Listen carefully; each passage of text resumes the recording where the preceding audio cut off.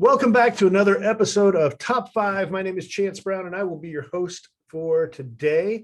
If this is your first time joining us on Top 5, we're excited to have you here. Top 5 is a show that we've brought together to bring real estate professionals and business professionals who are subject matter experts together to share best practices in an actionable way that you can use to build your real estate business. And so today we are going to be talking about business planning. And when I reached out to find who's the very best in this, who's going to bring great content, I reached out to two of the smartest guys that I know in real estate. And the first name out of both of their mouths was Kaprice Gunn. And I said, well, then it's got to be her. If the two of the smartest guys I know are saying she's the best at helping build business plans, and here we go. Kaprice Gunn has 10 years experience as CEO and general manager of successful franchises. She then turned her energy and commitment to the coaching and training of business leaders, sales teams, and service professionals. She's been coaching for 7 years now. She is a team owner and partner. She's a franchise partner, and she's now a master coach with Workman Success Systems. And when she's not doing any of that and helping people grow their businesses, you can find her enjoying a nice cup of chai, going on an outdoor family adventure, playing competitive pickleball, which is awesome, or winding down over a delicious dinner and getting lost in conversation. Kaprice, welcome to the Top 5 show. We're excited to have you here. Well, I am thrilled and honored. Thank you for asking. And I wasn't nervous until you said two people recommended me. So we'll bring it today. I'm excited to bring it. There we go. All right. So let's talk about Kaprice and what makes you special. How did you get here? How did you get into this space where you're coaching realtors? Tell us a little bit about you. Yeah, I went to college for something completely different. And I was having a conversation one time at a seminar. I went to a real estate seminar to borrow best practices to take it back to another industry. And I met a gentleman, and he said, which is going to kind of line up with what we're talking about today. He had a really big vision. And he said, Kaprice, I'm going to have a real estate empire, and I want to talk to you about a position in it. I wasn't in real estate at the time, and I thought, wow, this guy is bold. Like, what's going to come next? I'm leaning in. I want to know. And so I met with him, and he slid a 3-page vision across the desk to me. And at the time, I have to tell you, it was him. It was just him. He had some ownerships in a brokerage, and he had this really big vision. And I got excited about it. I knew that what he had planned also got, created a future for me, for him, and for others. And that's how I came to real estate. Awesome. And that was 16 years ago. Nice. And so for the last 7, you've been coaching and you've been helping people reach their goals. And what kind of led you into that role? After leading brokerages for a long time, I was wearing a lot of hats, and I looked at all the hats where I got my most passion, enjoyment, fulfillment, my energy, and where I also made the most impact. And that was in coaching. And so I took a lot of the other hats off and said, I'm really going to double down. I still love leadership. I still have leadership roles in teams and training and in brokerages. But a lot of the majority of my time is spent in coaching. The first year when he had the vision and we went and hit it and nailed it, I found a passion, and it was like, how can we turn vision or a concept or an idea into success? Yeah. And I was hooked. Awesome. I don't know if you've ever read this book, but we just literally 2 days ago, did a class inside the brokerage on the vision traction organizer from the book Traction by Gino Wickman. And that really is kind of taking the vision piece of the puzzle and using it to kind of power your plan, right? Yeah. And it's awesome. If you haven't read it, I highly recommend it. I haven't. So now I'm curious. Thank you for sharing that. We're 3 minutes in and you've already got homework. Here I go. All right. So speaking of vision, as we talk about the things that are important and really pivotal to creating a great business plan, which is today's topic, the very first thing on your list was vision. It is. Talk to us about that. Okay. So number one, we'll get to the business plan, and it's number 3. I think there's 2 things that come before that. And so when I mentioned that I was able to be attracted and also can impact people through vision, I want to help people get it for themselves. That we talk about a big why, and we talk about a lot of things, and I am all for that. And so when we do vision planning, I like to have people in it. You want actionable things. So I'm just going to dive into some of those things. I want to get people out of their everyday to inspect their everyday. So we usually leave the office, go somewhere special that causes us to think bigger, and want, desire, and strive for more. Yeah. And so when I think about vision, one of the questions that I will ask coaching clients is, if you and I were sitting here 5 years from now, and I say, how did the last year in real estate, I really like to extend it to life. How did the last 5 years in life go? And you said, Kaprice, it was completely awesome. It's incredible. And I would say, what would have to happen for 5 years from now for you to say that? And then we start, peeling that onion, and we say, they might say, this is happening in my business. This is happening in this area of my life. This is the kind of spouse I am. This is the kind of partner I am. This is the kind of parent I am. And then we will get down into the business side. So we usually start with 5 years in a strategic plan. And that's what the tool I use in order to help create a vision. So we'll start with 5 years out, and then we'll go to 1 year. What would have to happen in 1 year's time in order to be on track for 5 years? And then where would we have to be in 6 months to be on track for 1 year, to be on track for 5? And well, you probably know, Chance, you've done a strategic plan before, right? Oh, sure. Yeah. Oh, sure. And was that an easy process for you? Parts of it. Parts of it were. And so, you look at, the thing I love about the strategic plan from my point of view is it's literally just a blank sheet of paper, right? Yes. And so it's throw some crap at the wall and see what sticks. But I think it's really easy with strategic planning to be very surface level and not go deep. And that's why I think inviting someone in, so this is another part of this, I think inviting someone else in who you admire, you respect, who might push you, who will stand more for your potential than maybe you dare to dream at the time, which could be a coach, a friend, a mentor, a business associate, and ask them to ask you questions to go a little deeper. Something that I have found when I'm dealing with successful high net performers is that we sometimes in our business plan will focus on what our GCI profitability and number of transactions will be and what it's going to take to get there. With my high net earners, I find that it goes a little more. It's how much passive income am I going to be creating in those 5 years? What will my investments look like? How do I went to a business mastery course with Tony Robbins in the last couple of weeks, and he might have challenged me to think a little different. He's like, what would it take for you to live off interest?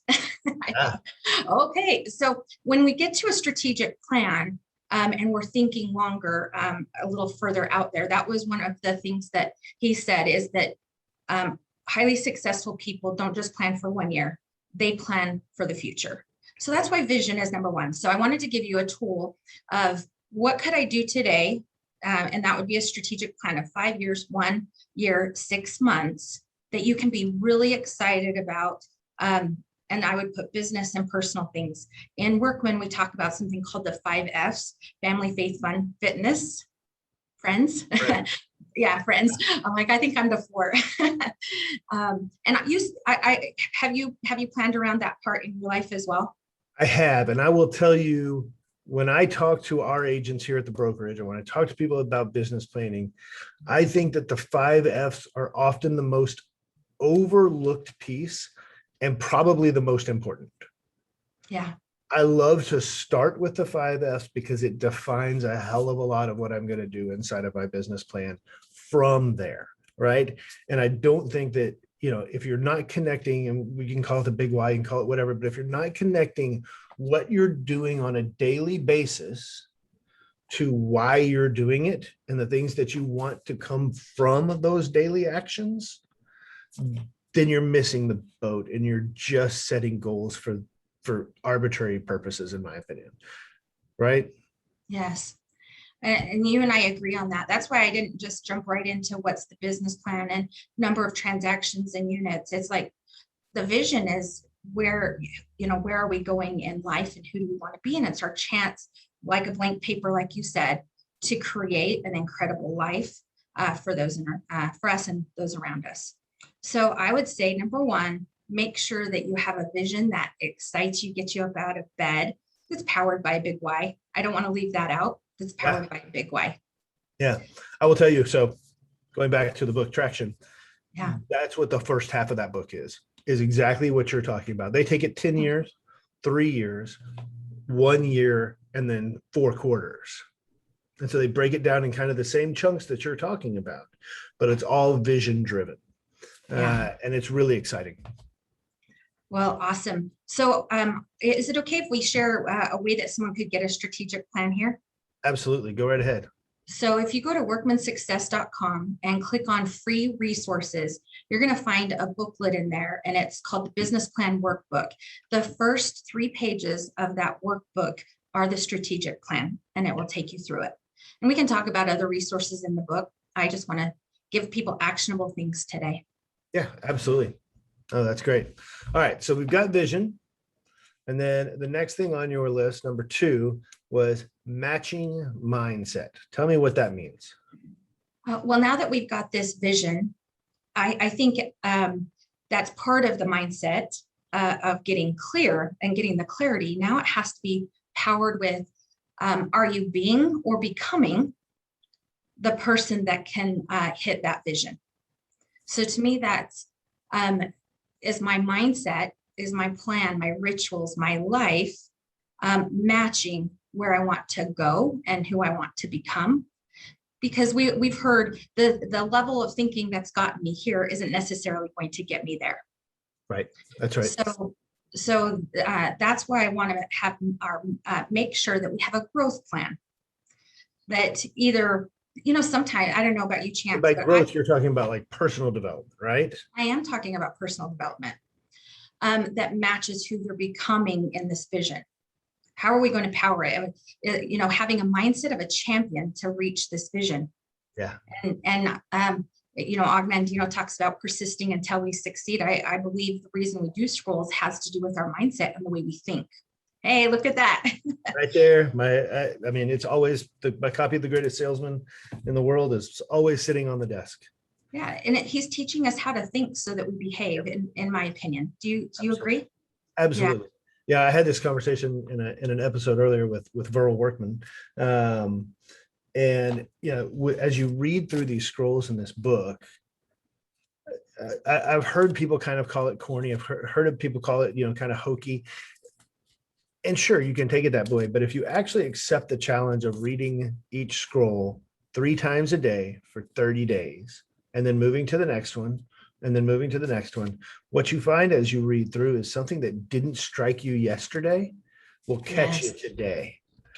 And I called Verl at one point as I was reading through the scroll marked 1, which is today I begin a new life and I will create great habits and become their slave. And I found something that I was reading. I was like, man, that may be the most important part of this whole thing, which is failure no longer will be my payment for struggle. Just as nature made no provision for my body to tolerate pain, neither has it made provision for my life to suffer failure. It's alien to my life. In the past, I accepted it as I accepted pain. Now I reject it, and I am prepared for wisdom and principles which will guide me out of the shadows and into the sunlight of wealth. And I was like, that's better than the forming habits part. I mean, it's not, but I was reading that and I was like, man, that is something. And so, yes, I 100% agree. Well, even as you read that, it gives me chills that we can prepare our mind to be that in the marketplace. Yeah. Yeah. And even as we're out in and about a day and we hit something difficult, I will have a scroll pop into my head. Mm-hmm. What a gift. What a gift to be able to rely on a tool that says, go be a champion, you know? Yeah. And I think that the default for people who have it, because I mean, I would equate it to working out in a gym. Like this is an acquired habit, an acquired skill of having your mindset in the right place. For people who don't have that, when they hit the obstacle that you're talking about, their mind almost always goes to, I will accept pain, I will accept failure like I have in the past, to where I'm not going to do that anymore. Right. And so I think that that's a huge difference in the way that we just approach life in general. Exactly. Because I can have this plan and I can have this vision, and I will hit things and I will celebrate it, and I will struggle to persist at times. And that's where I need this other language and this mindset to remind me how powerful I am. Yeah. and go. 100%. 100% agree. That's great. So it's funny. There's a new show out called crap. Now I'm going to forget what it's called. The Lost Symbol. Oh. And it is a book by Dan Brown, who wrote The Da Vinci Code and Angels and Demons and all of those books. Okay. And I was really hopeful that they would actually make it into a Tom Hanks movie, but instead they adapted it for television. One of the characters in there, and it kind of shows in the first episode, these monks that are essentially halting cancer using their mind, right? By having their mind in the right place, they're controlling what goes on in their body. And that may be, way to the extreme, but what is going on inside your head affects everything else in your life. Right. And so we've got to get that part correct first before we go try to build anything else. I agreed.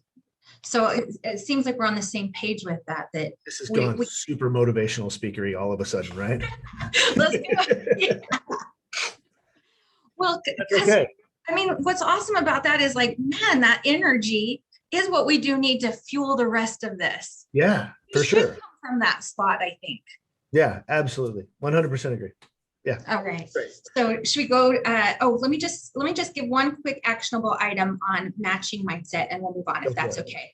So before I've made a growth plan, where I might say in January, my personal growth plan is reading this book, or in February, my personal plan is to attend this conference. I'm going to get around masterminding people in this subject. And so I would just encourage people to be intentional about creating a mindset and becoming the person that matches their vision. So that's the actionable step.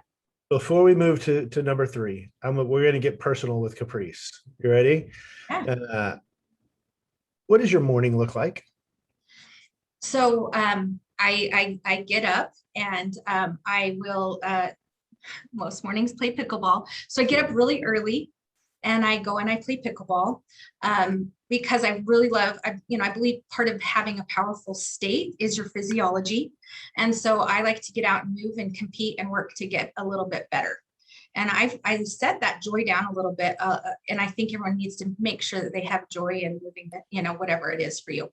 So I go and most mornings I play pickleball, and then I come home and I do some reading. And then I come into our team stand-up meeting, and we've designed our team stand-up meeting to contain things that really matter to me. And so we start with our affirmations or incantations that are part of who we're going to become. Right. We do gratitude because, and we take 5 minutes to gratitude, or it's not quite 5 minutes, it's about 2 to 3 minutes to do gratitude, because gratitude is the closest thing that we can have to a happy pill. Yeah. And so we're working on designing what emotion we're feeling at the time. And then we talk about how we did yesterday and our commitment today. So there's a lot of clarity and setting focus to the day in our stand-up. And then we express a gratitude or victory, because I think we can find a lot of negative in the world, and we better find our victories. And sometimes we get on to things without celebrating. And then we dance. Like really dance? Like have 30-second dance party, Grey's Anatomy style, or what? Yeah, no, we dance, and it because we believe in physiology getting us in a peak state. So we've focused on our physiology, our focus, and our language, all in that 15-minute section. That's awesome. And then we dance, which isn't for everyone, but hey, we're okay with being weird and successful instead of worrying about it. Yeah. And we end with a statement of how we're leaders. That's great. Yeah, that's great. One of the things that I have noticed as I've interviewed more and more high performing people through this show is that there's almost some sort of ritualistic, I wake up and I have to get set this way. Yeah. And there's, whether it's, going through like a miracle morning type of thing, or it's exercise, or it's prayer or meditation or whatever it is, everybody's got kind of their thing that this is how my day starts and this sets me on the right path for the day. Yeah. So that's why I was curious. Well, that's what most days look like. Awesome. All right. So that's mindset. So at this point, we've established a vision of what our long-term strategic plan, our 10 years, 5 years, we're looking at the big picture and we are matching our mindset with those goals. And so now the rubber hits the road because we actually have to make the actual plan, right? Which is number 3. Yes, which is number 3. And so there are 4 areas that I've been taught should be part of the actual plan. I don't think it's limited to 4. I like to make sure my plans have at least these 4. So this is the actionable part. So the very first thing that I like to make sure a plan has is an economic model, or at Workman, we call it an income goal sheet. And it's beginning with the end in mind. And it really is us reverse engineering the numbers into what we want to fund our vision and our life and our 5 F's. Right. Because that's why we do so much of this, right? Yeah. So I kind of equate like the strategic plan as this is where I want to go. And I put that into ways. And then the income goal sheet kind of gives me the step-by-step directions on how to get there. Yes. Right. Mm-hmm. Exactly. So for those that aren't familiar, I mean, maybe most of the listeners would be, but let's just do a quick rundown for. So it's going to start with how much I'd like to net, and I think. Can I stop you there? Can I stop you there? Like we could stay there for like a long time, actually. Yeah, I just want to focus on one word, and it's net. There are a hell of a lot of realtors out there that should have super impressive GCI numbers and are broke. Right? So this is a net number. So when I was thinking about this and what my 5 would be, I'm like, profitability has to be on there. Because with the profitability, we can go do the other things. And so we take our net, we put our expenses on top, and then we know what GCI we've got to hit. And then it goes into, some percentages of splits that you might pay, average listing and by price point. And then this is a point that we're really focused on with coaching at Workman right now. And that's focusing on the listing side, because listing side really drives the business. Right. And so we break it down by how many listings we'll take percentage wise versus buyers. And then obviously, really the whole idea with an economic model is knowing what numbers we want to hit, how many appointments we have to take, and at what level of conversion do we have to do. Yep. So, yeah. Literally, I want to make $100,000. My average GCI minus split, whatever it is this. And I've got to have this many appointments, which means I need to have this many phone calls, which, drives my daily habit of prospecting. Absolutely. And then it helps you know what budget percentage, which is one of my other 4, has to be there so that we net or we're profitable to that degree. So we could talk even more about that, but that's the general, is making sure. And in that business plan workbook that we directed you to, it has a blank sheet for you just to fill those things in, and you can have an income goal sheet. Perfect. Okay. The second thing that I like to have in the actual plan is a way that we're going to generate enough appointments to hit the conversions, to hit the numbers. So we have to have a plan for generation. And so at Workman, we really work to have 4 pillars of income. Okay. And the thought process behind that is you don't want to put all your eggs in one basket, right? Right. And most people think, okay, well, I'm going to plan 25% will come from this and 40% will come from this pillar. And at Workman, we think different. We think that we're going to have 4 pillars, and my lead generation plan has to be big enough and scalable enough that I could hit 100% of my goal through one pillar. Yeah. So we have to, and then the idea being that if I go in and have all 4 at play, the likelihood of me hitting my goal is high. Yep. Perfect. Anything you'd add to that? No, I think with 4 pillars, you really have to think about it. So, I tell people when we talk about 4 pillars, I won't name names to protect the guilty. But there was a lady back during the downturn here in Houston who had the HUD contract, right? Okay. And so at any given time, when every other realtor's out there struggling, she's got like 150 listings, she's killing it. And then all of a sudden, when that business went away, so did she. I'm so glad you brought that up. Not for her sake, but just the diversification. Right. And so, let that be a lesson that, on one hand, you've got, I think it's Rockefeller said, put all your eggs in one basket and then do everything you can to protect that basket. I think the smarter play here is, if I'm going to get 100% of my income from sphere of influence, great. Let's also plan, in case your sphere of influence isn't buying houses this year, that we're getting it from open houses or farming or whatever that looks like. And we're creating, worst case scenario is you hit 80% of your economic goal on 4 different ways. And so you're really, basically hitting 320%. It's a nice insulation against market shifts as well. And in different ways. And so I encourage people to do that as well. And so, our 4 pillars, that's where we want to focus is. And I think sometimes that can be daunting when you don't really have one performing. And so I would just invite people that if you're just getting started, identify one, decide what the model of generation is going to be, put a system to it, decide your tools, and then run water through those pipes. Mm-hmm. And then let's go to another one and get that performing, and lead with revenue. Let one help you lead revenue into the next and into the next and into the next. And so that would be my tip. That's great. Okay. The next part is budget and profitability. And we've sort of hit on that.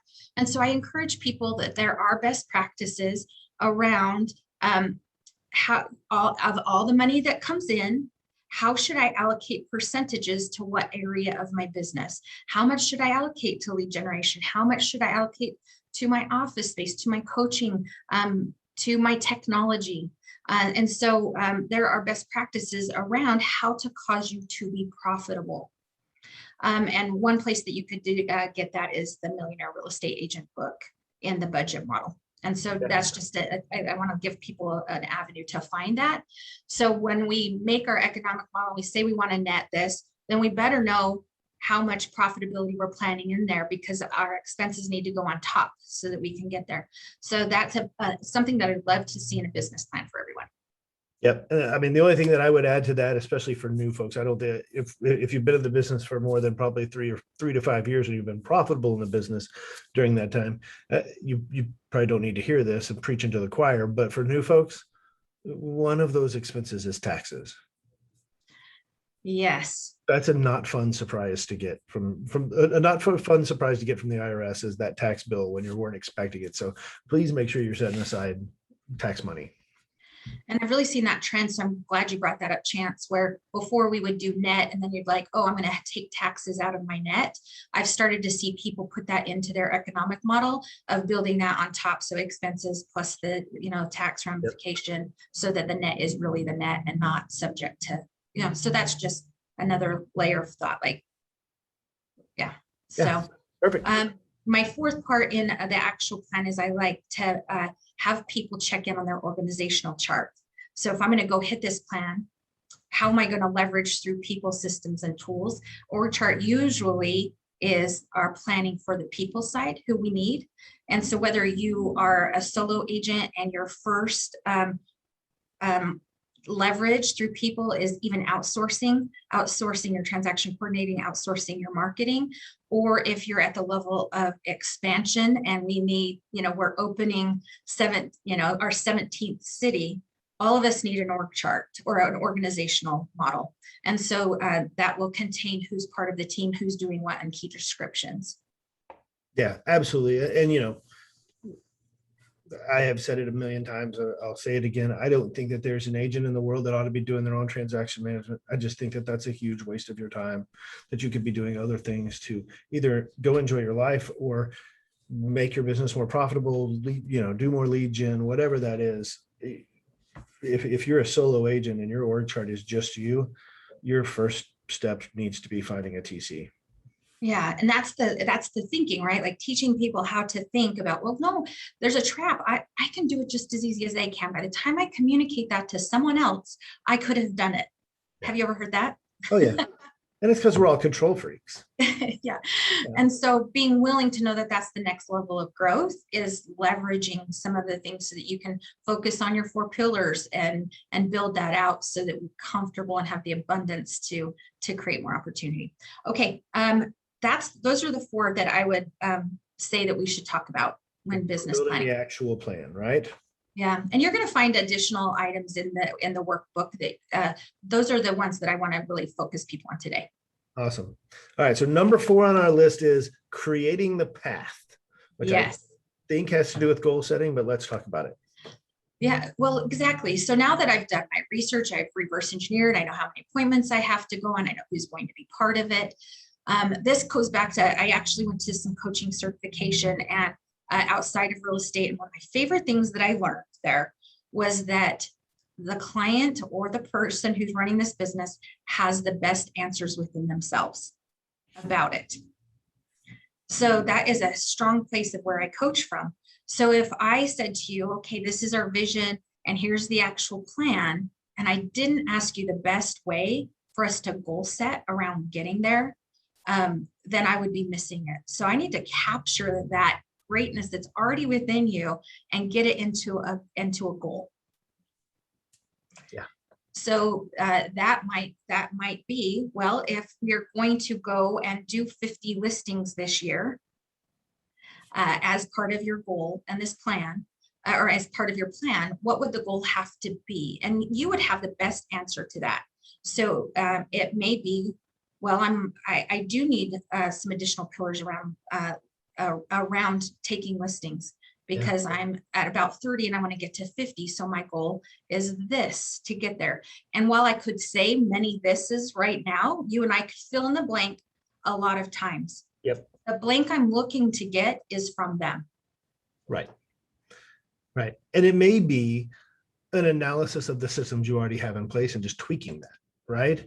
Like, yes. Are you if listings are your goal, are you circle prospecting around open houses? Or are you just using open houses to try and drum up buyer leads? Because if not, let's go door knock the neighbors and see if we can't sell their house too. That's right? Brilliant. Because sometimes we do think it has to come from something else instead of a small little adjustment. So I'm glad you made that point. Yeah. So, and I think we always talk about setting smart goals and things like that. But they do have to have some structure, right? They have to have some specificity. Thank you. That's a great lead in because you're right. If I just say, I'd like to go do 20 more deals, usually it doesn't even sound like that. It usually says, I want to make more money. Right. I want to lose weight this year. I want to do more. My New Year's resolution is I want to lose weight. Yeah. And then we're really, as a coach, refining like, okay, what does more look like for you? But, okay, so it really is the smart approach of making it measurable, being able to track it. And that's, so in the workbook as well, we actually plan 5 business and 5 personal goals. And the way we get to setting those goals is having already done the strategic plan and some of the other things so that we can say, okay, now it's time for the rubber to hit the road. How am I going to actually start moving in a direction? And so, again, that workbook will take you through it. And I want them to be measurable like that. As a coach, am I going to be able to look at it and ask you how you're measuring success and if you're getting there? Or is it so open that one more dollar is going to be it? And it's really you have a not. system to track these things to make sure that you're on the right road. Yeah. Yeah. I think, one of the things that I love about in that workbook in the goal achievement system, but also in that Gino Workman book, or Gino Wickman, sorry, I'm mixing my Workmans and my Wickmans. In the Gino Wickman book is it tries to get you to get your issues out of the way up front. Like, what are your excuses for not being able to reach this goal? And let's just solve that problem now so we don't have to listen to it later, right? And that's one of my favorite things about that is tell me your BS excuse right this second so we can just get past that and you can go be successful. And I thank you for bringing that up, because I didn't go into that level of detail, but they will find that in the workbook. Yeah. It's like, here's my goal and here's all the excuses that I could possibly come up with to not hit it. So, and then you go and you resolve them. Because let's be honest, resolve them. If anybody who's been in sales in general, but certainly in the real estate world, we oftentimes self-sabotage and we know we're doing it. Like, if I can sit down and tell you all the reasons that I'm not going to be successful, then what am I doing here? Like, let's get that crap out of the way, throw it in the garbage and move forward. Yeah, because, well, I'm sure you've probably coached agents through that too, or even had this experience yourself, that when you start going through it and you ask them to start resolving it, all of a sudden they're like, what a limiting belief I just found. Yeah. And it gives us those moments of breakthrough of like, that's not even true anymore. Or how can I not make that true anymore? Yeah, absolutely. Yeah. Which I think actually will lead us to number 5, because we can look back on these things. And so number 5, you have ritual of review. Yes. And that is because so many times we might aspire to these things, put them down. Number one, the best way to review it, have a ritual of something, is to finish it. So I want to just really encourage people. There's so many things we just will start a plan, but we really don't finish it. So please finish your plan.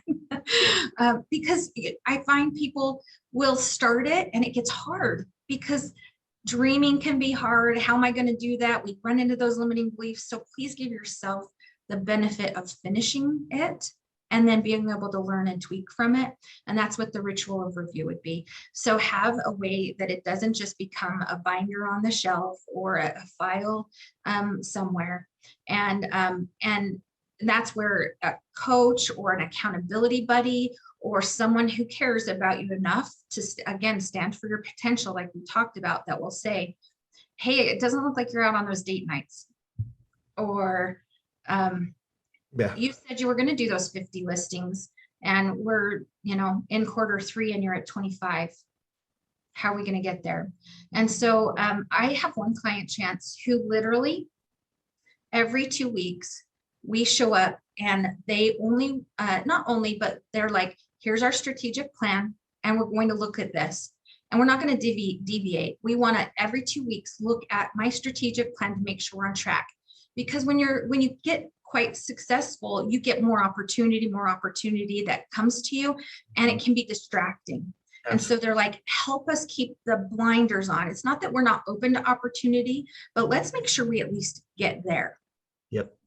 And so every 2 weeks we say, here's the strategic plan. Are we on path? And what are our immediate goals that get us there? And that's a ritual of review. Yep. I'm actually interviewing for a future episode pretty soon. Brian Moran, who wrote the 12-week year. Okay. Which is, there's a big element of that, which is you've got to put the blinders on. Like, I'm only going to focus on the things that are going to make me successful. And I'm going to get rid of all the other stuff, all the other distractions in my life. And while we know that we see that from people who are super high performers, when it comes to just reviewing what you've put down, this is I think a reality check of, am I using my time the way that I need to be using my time in order to achieve X, right? Yes. Mm-hmm. You nailed it. And what's been such a, a blessing to me to witness is we always hear you overestimate what you can do in a year and underestimate what you can do in 5. When I sat down with this group, they said, we don't want to plan for 5, we want to plan for 10 years. I said, great, let's do it. And we put out a plan, and we will, I'm so like, it's so exciting to me. You can see like how this is my passion, that we will have them to semi-retirement more than we ever wrote down in 10 years in 5. That's amazing. And it all starts with having a plan of getting there, right? That's kind of like the kick in the butt. Yes. And so this is just one tool of a strategic plan, and them saying, ritually review this with us and hold us accountable, that we don't get off in the weeds, that we're acting in the right way, like your point was, and it's happening much more quickly. So, all right. So let me ask you this. So you're talking about every 2 weeks with this particular client, which just happens to coincide with coaching calls that you have them. If I'm an agent that's out there and I'm a solo agent, or maybe I've just started a small team, or I'm looking for that, like, how often should I really be reviewing this plan? Well, there's parts of this plan that if you're not reviewing, say, some components of your economic model, like knowing how many appointments that you need, say mid-month, if I'm on track, doesn't mean every single part of this we have to review all the time. But if I'm only reviewing my economic model after the month, there's a book for disciplines of execution, or like I did some coaching with that, and they're like, you're either oh yay or you're like oh crap. Right. Now I can't affect it. Yeah. Right. If I check it halfway through the month, I can buckle down. Yes, exactly. But if I check it at the end of the month and I've already missed it, well, I'm SOL. Right. So components of the plan, like your economic model, I would say, and I mean, obviously we have some of our daily success habit points at Workman, where we're checking in on that weekly. So there's some aspects of this that's a whole funnel, but I would just say I would be looking at my economic plan and my budget and profitability monthly. Gotcha. At the least, but my production, so that I can affect it, I'm going to look at my key performance indicators. I'm going to be looking at mid-month to still drive by month end. Gotcha. And then probably strategic plan. At least quarterly. Yeah. Okay. But if my 6-month one, I'll visit monthly, because if I only look at it once midterm, I'm probably not in a position to redirect as well. So I would look at my 6 month monthly and my 1 year quarterly. Awesome. This is great. All right. So to review our top 5 things, yes, we've got to have a vision to start. Before we even get into the business plan itself, we've got to have a vision, because we got to know where we want to go, right? And why we want to go there. And then we're going to work on our personal development to get our mindset to match that great big goal, that great big vision that we now have. And then once we've got that, we're going to start building the actual plan, which includes an economic model. It's going to include 4 pillars of income. It's going to show that we're going to be profitable. We're not just going to make a lot of GCI, but we're going to make a lot of money, right? And we're going to review our org chart to make sure that we're leveraging the things that we need to leverage to make the most of our time. Yes. And then number 4, we're going to set goals. We're going to create the path, right? And we're going to resolve all those excuses and limiting beliefs. That's right. And then number 5, we're going to review this on a regular basis to make sure we get there. Yes. Amazing. That's great. How do you not win if you go do those things? And that's the key, right? That is the key. And here, if I put a big old heart around all of this, even if, that's cheesy, it's really the clarity. The clarity is the gift that will cause you to believe different, act different, and therefore, create an incredible life. Yeah, I love it. Kaprice, thank you very much for joining us today. If somebody wanted to reach out and talk to you or be coached by you, how would they go about doing something like that? You can find me at caprice@workmansuccesssystems.com. Awesome. Thank you so much. Kaprice. Yeah, that's right. Successsystems.com. Awesome. Thank you so much, Caprice. I sure do appreciate you coming on. This has been fantastic. And thank you if you were watching, listening. We appreciate you taking the time to come and invest this opportunity to grow your business through actionable steps on Top 5. Have a great day.